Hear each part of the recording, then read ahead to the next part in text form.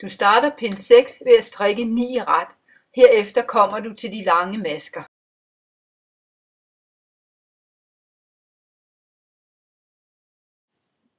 Nu skal de lange masker trækkes af venstre pind og over på højre.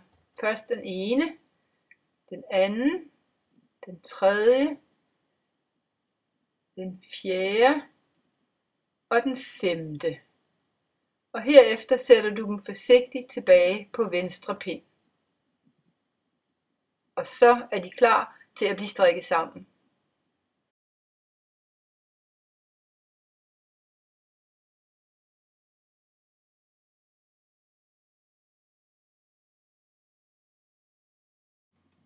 Nu skal de 5 masker strikkes drejet ret sammen.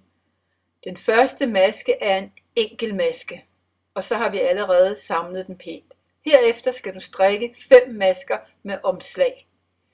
Den første er en vrangmaske. 1, 2, 3 omslag. Den næste er en retmaske. 1, 2, 3 omslag. Og sådan fortsætter du, til du har 5 lange masker i maskebuen.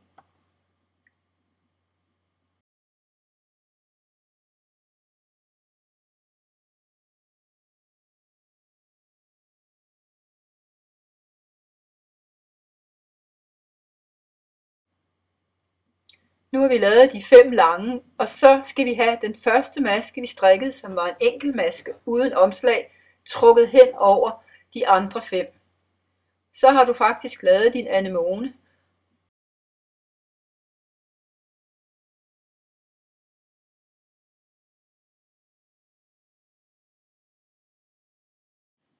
På pind 7 strikker vi ret med lamswool. De første 3 er korte masker fra den foregående pind, og herefter kommer vi til anemonen.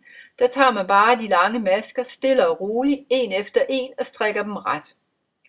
Strikketøjet ser på det her tidspunkt stadigvæk lidt underligt ud, men efterhånden som du får strikket flere rækker med anemoner, vil det falde på plads, og du vil tydeligt kunne se tegningen til det færdige tørklæde.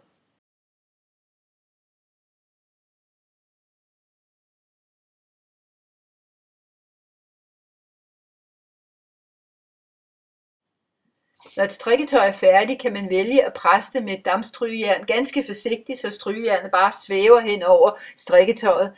Eller man kan, som jeg plejer at gøre, spænde det op på en skumgummiplade med rigtig mange knappenåle. Jeg synes, det giver et rigtig flot resultat. Man kan vælge at strikke anemoner på langs eller på tværs. Her er anemonerne strikket på langs, og det betyder, at man skal slå rigtig mange masker op. Inden man kaster sig ud i det projekt, er det en god idé at have styr på mønstret, og det får man ved at strikke en strikkeprøve.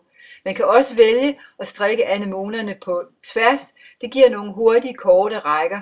Begge dele har fordele og ulemper. I virkeligheden skal man nok beslutte sig for, om man vil have sine uldstriber til at løbe på langs eller på tværs.